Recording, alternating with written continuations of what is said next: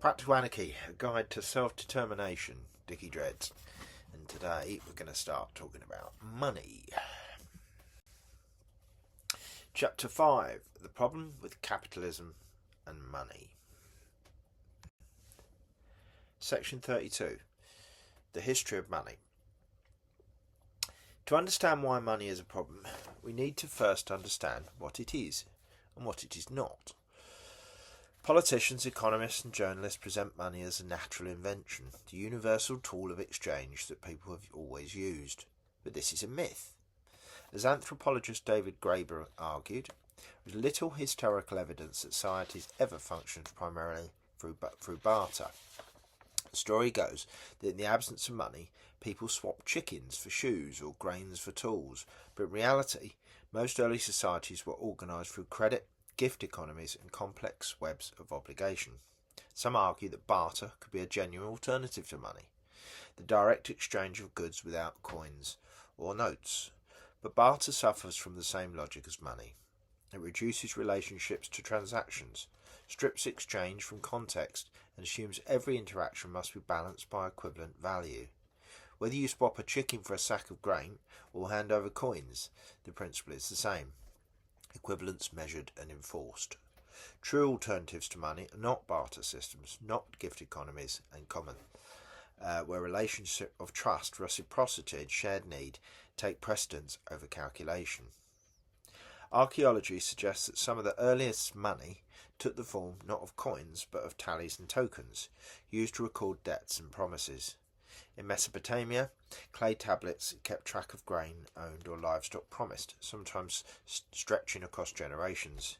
Here, money was not an object but a social relationship, an IOU.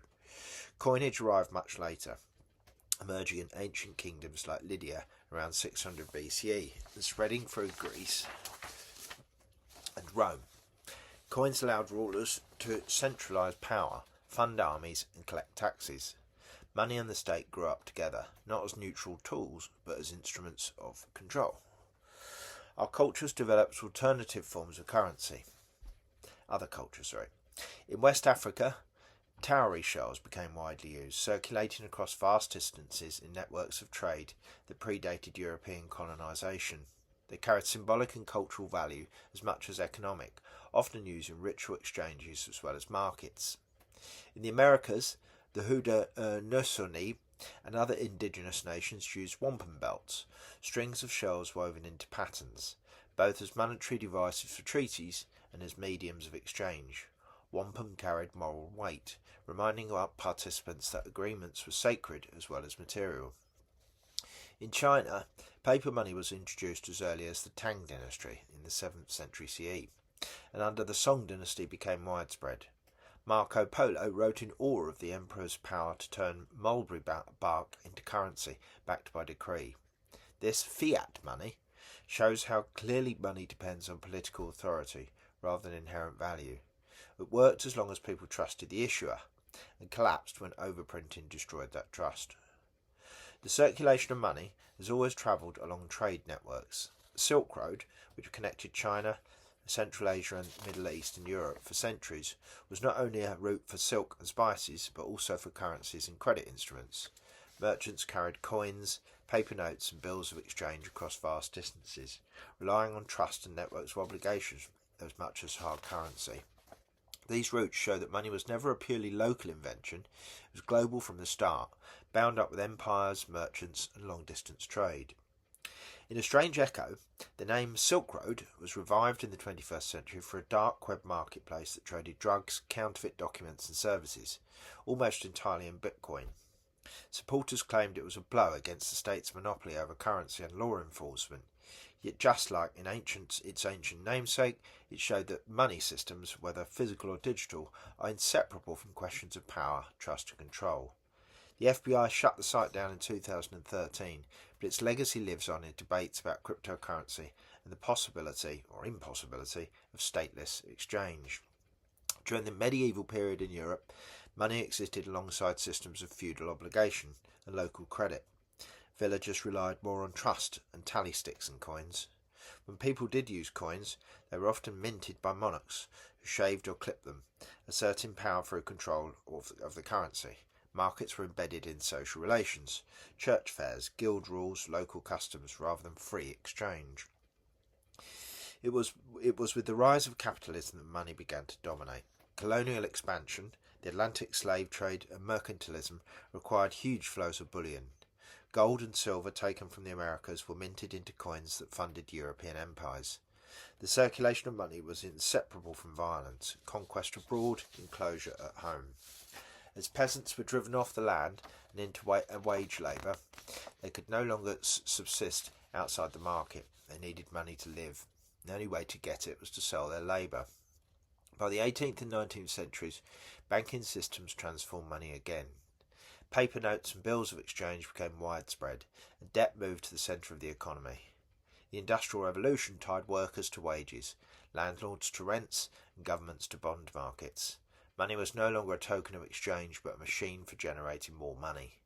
Capital. The 20th century brought further mutations. The gold standard collapsed, replaced by fiat currencies backed only by the authority of states. International institutions like the IMF and the World Bank began dictating economic policy to poorer nations through loans and debt restructuring. Today, money exists largely as digital entries in bank servers, moving through global networks at the click of a button.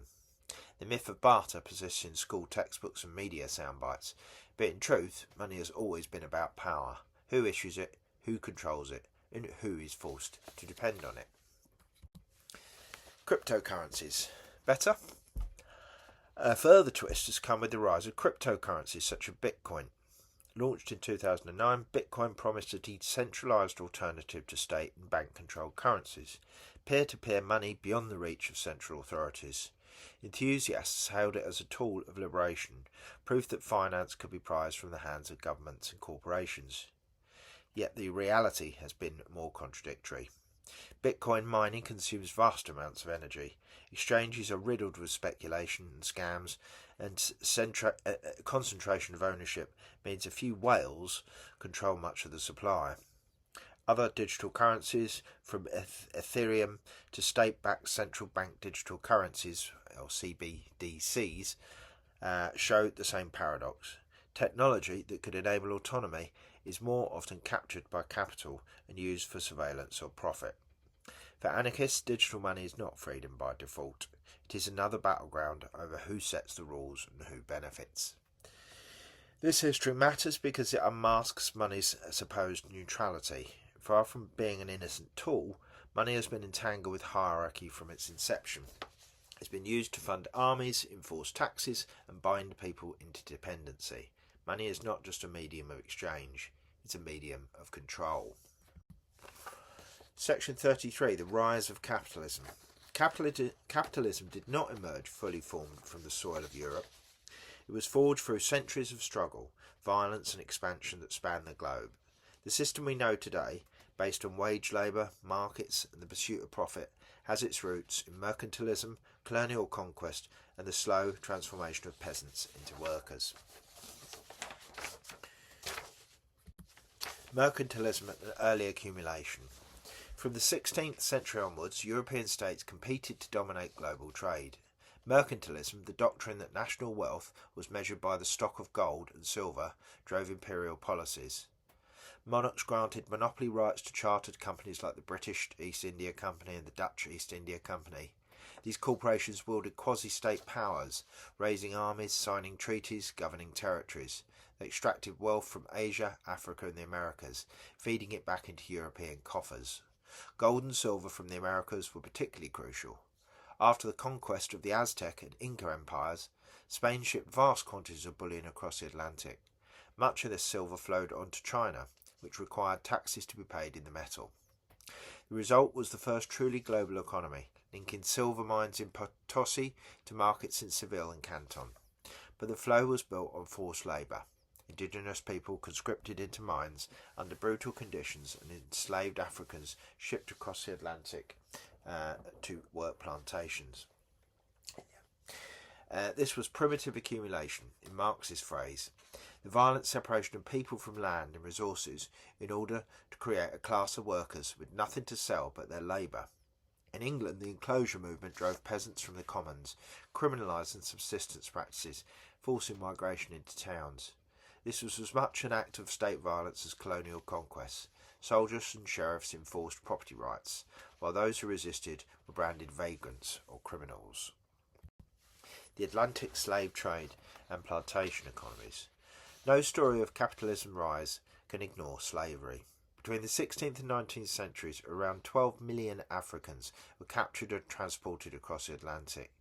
They were sold into bondage on plantations, producing sugar, cotton, tobacco and coffee, commodities that became staples of European consumption and engines of industrialisation. Eric Williams' classic argument remains powerful. Profits from the slave trade and plantation economies provided the capital base for the UK's industrial revolution.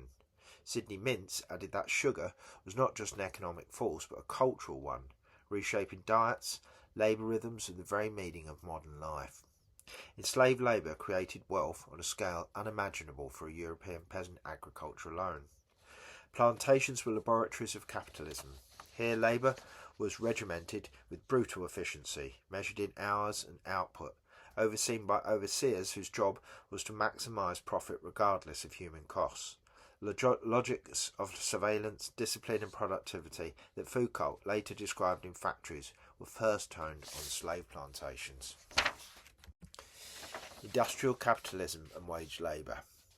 By the late 18th century, capitalism entered a new phase. Industrialisation in the UK transformed production. Machines powered by coal replaced artisanal labour. Textile mills in Manchester and Birmingham devoured cotton growth grown by enslaved people in America and in the American South. Factories demanded workers who could submit to the clock, punctual, obedient, endlessly repeatable. Peasants expelled from the land became this workforce. Their dependency on wages was not voluntary but enforced. The so-called free labourer was free only in the sense that they no longer had access to commons or subsistence resources. They were compelled to sell their labour to survive. Marx called this wage slavery, a condition where workers appear free but are structurally bound to the market, and we'll talk about that tomorrow. Industrial capitalism reorganised space and time. Cities swelled with migrant labourers, housing became overcrowded, sanitation poor, disease rampant. The rhythm of work was dictated not by seasons or community, but by factory bells and overseers. Meanwhile, new financial instruments, shares, bonds, insurance, channelled wealth from colonial exploitation into industrial expansion. So capitalism goes global. Capitalism was never confined to Europe.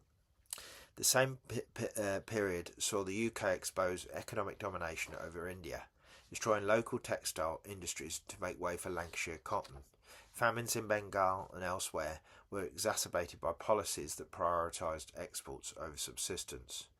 In Africa, European powers carved up territories for raw materials. In Latin America, independence from Spain and Portugal did not mean liberation from capitalism. New elites maintained export economies tied to global markets. World systems theorists like Immanuel Wallenstein have argued that capitalism from its inception was a global system, a world economy, structured around a core of industrial powers and a periphery of colonies and semi-colonies providing raw materials and labour. Its global division of labour remains visible today. In sweatshops in Bangladesh produce clothes for Europe, and cobalt mined in Congo powers smartphones in California. Finance, capitalism and neoliberalism. The 19th and 20th centuries saw capitalism mutate again. By the late 1800s, monopolies and trusts dominated industries in Europe and the US. Banks and finance houses wielded more power than manufacturers. Lenin called this imperialism, the highest stage of capitalism. The fusion of capital and state driving colonial conquest and global war. The Great Depression of the 1930s revealed capitalism's fragility. Keynesian reforms, welfare states and regulatory frameworks stabilised it for a time.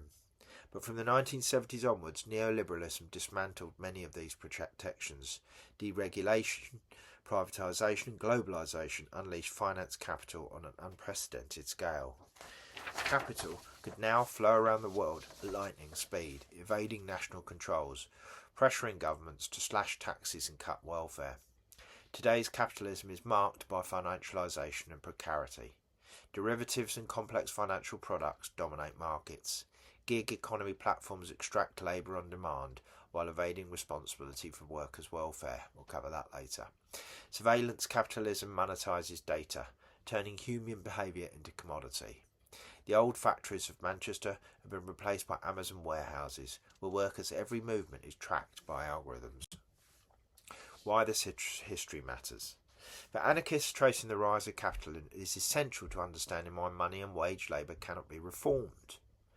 From the start, capitalism has been built on violence, the conquest of lands, the enslavement of peoples, the enclosure of commons. Its global reach has always depended on states enforcing property rights, suppressing resistance and opening markets through war or coercion. Capitalism's history is not one of progress but of domination wearing new masks: mercantilism, industrialisation, financialisation. At every stage, money was the mechanism binding people into dependency. Coins, paper, credit, digital entries, barter, whatever the form, money ensured that survival meant submission to markets. This history sets the stage for the next sections. Wage slavery was not an accident of the 19th century, but the logical outcome of centuries of dispossession. The false promises of markets, the control exerted through money and debt, the social costs of endless growth, all flow from these roots. If the state is the cage, capitalism and money are its bars.